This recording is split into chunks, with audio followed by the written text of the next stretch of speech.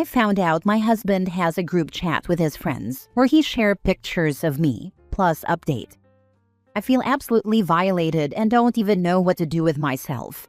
I feel ashamed of going in public now.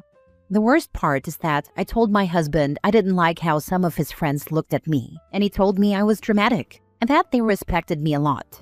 But I was always right. They were looking at me weird because they had already seen everything about me. I found out because my husband and I took a road trip and my phone was connected to the Bluetooth. But after a couple of hours, my phone turned off and I wanted to play music on his phone. I had never looked through his phone before because I trusted him, but I saw a WhatsApp notification of a group chat and the name said something like, "Our wife." I thought it was weird and honestly I was thinking about him cheating or something. But when I opened the chat, I saw everyone was commenting on a picture of me in a bikini.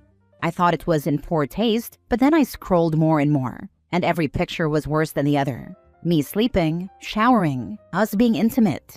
I don't even know how many there were, or how I never realized this sick individual was snapping pictures of me in compromising states. I didn't say anything and just pretended to sleep for the rest of the ride home, and then went straight to bed. The next day, when he went to work, I packed some things and went to my sister's. I sent him a text saying I knew what he was doing and that I was contacting a lawyer, not only for a divorce, but also for the pictures. He's trying to reach me now, saying he can explain. It's not what it looks like. He loves me and doesn't want to hurt me. I am just numb because I know if I start thinking too much about it, I will collapse and won't be able to handle everything. I will do everything I need to do with my head cold, and then I will give myself time to cry about this. But not yet, because I want them to pay for their sick and perverted behavior. Now for the top comments before reading the update. I want to remind everyone of Giselle Pellicot and how her husband drugged her and invited other men to abuse her for years.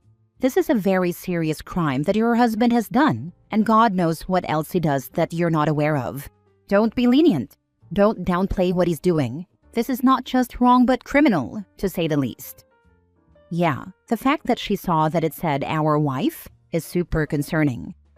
The person you trust most in the world to protect you and keep you safe betraying you in this way is nauseating. He gets off on doing this to her, so there's no amount of therapy, prayers, or intervention that can fix this. Getting far away and getting the law involved is the only recourse. Men have gone to death row because another man sneezed in the same room as their wife, and here comes this guy who decided to take away her consent, knowledge, and agency, and has been exposing her to his friends for God knows how long. I'm so sad and hurt for her. Get the police involved. In most places, what he did was illegal. Him and all his little buddies will find themselves on the offenders list.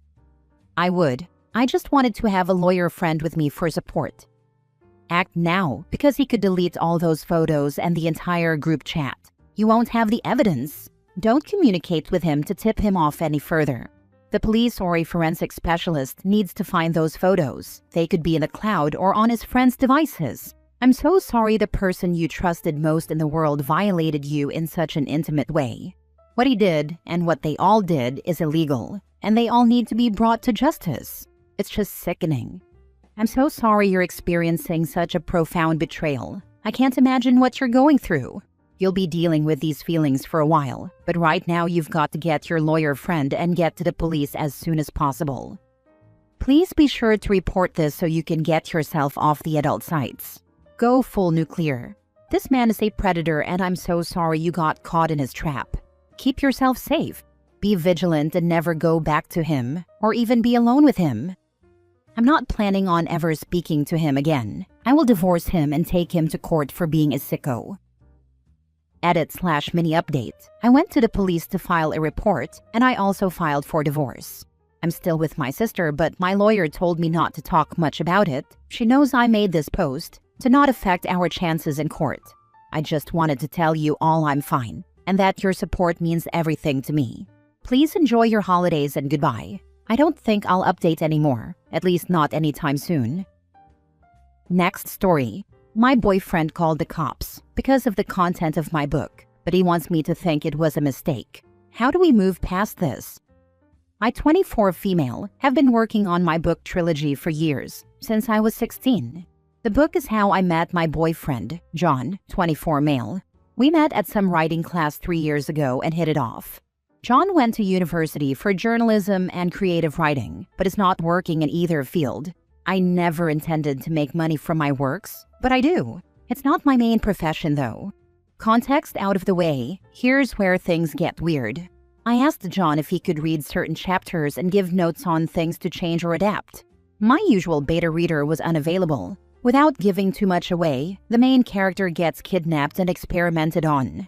It was written to be grotesque and horrifying, and I told John this before he started reading. He said he'd be fine.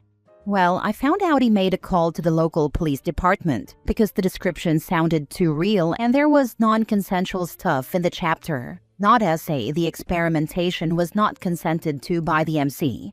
He didn't tell me he made the call. I found out because an officer came to my door the next morning for a welfare check.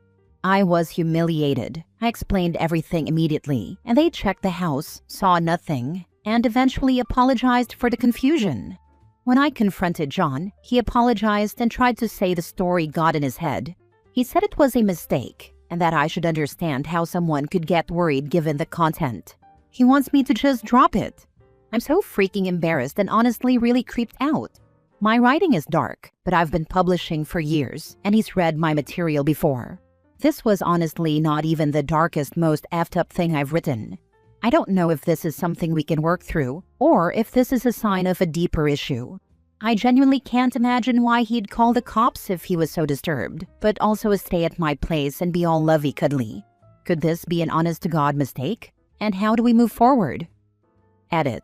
When I say he made a mistake, I'm referring to calling the police as a misjudgment on his end, not that he literally didn't mean to call the police. What did he hope to achieve by calling the cops? I'm struggling to see how doing that could ever be in your best interests. He said he was concerned that I was processing something through my writing, and he knows my childhood. I wasn't abused or anything. My dad was just kind of an a-hole, which is why he called the cops.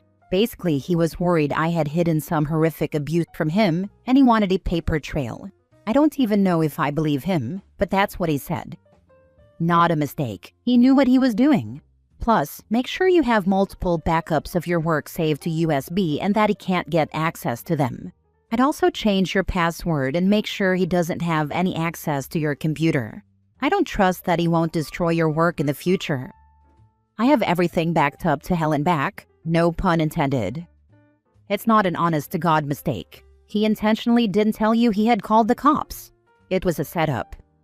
I'm really curious what he actually said to the cops. Hi, this is Bob. I read a scary story that my girlfriend wrote. Please help? This dude is mentally unwell. He probably implied to the police that she wrote the offending material about kidnapping and non-consensual stuff, so thoroughly descriptive and real, that he believes she probably has the desire, plans, or current experience in doing these things. And this guy is 100% a lying a-hole.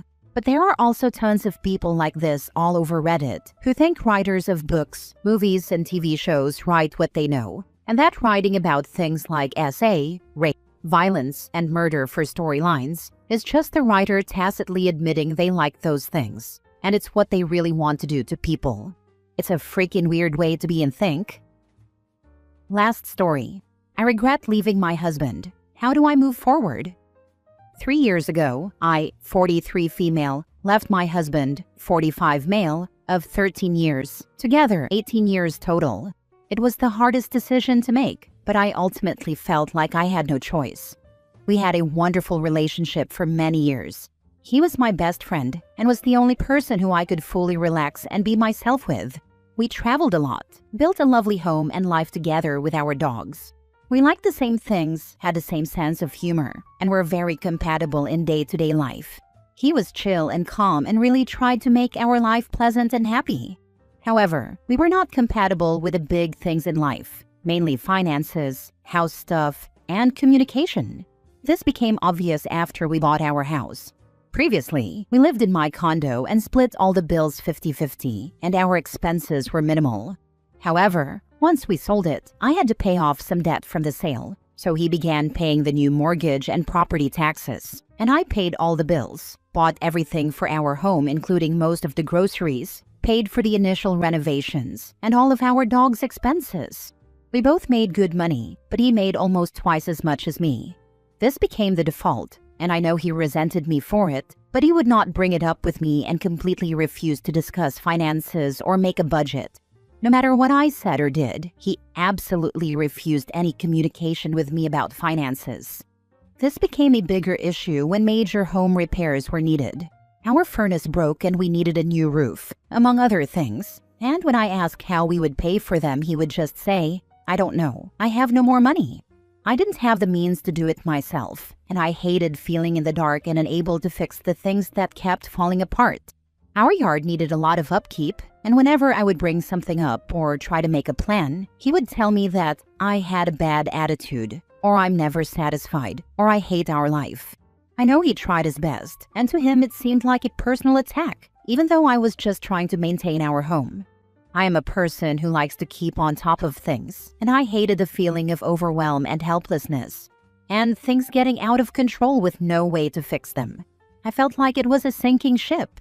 Every time I would try to bring something up, he would storm off and I would follow him to try to resolve the issue, and it would become a very toxic circular argument with no resolution, ever.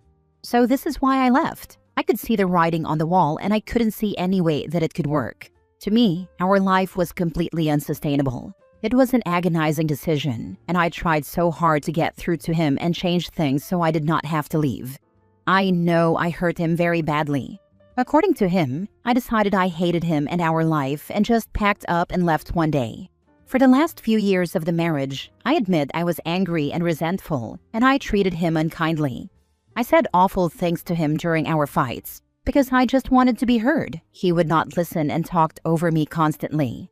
I developed insomnia and health issues and started sleeping in the basement, and he feels I abandoned him as a wife.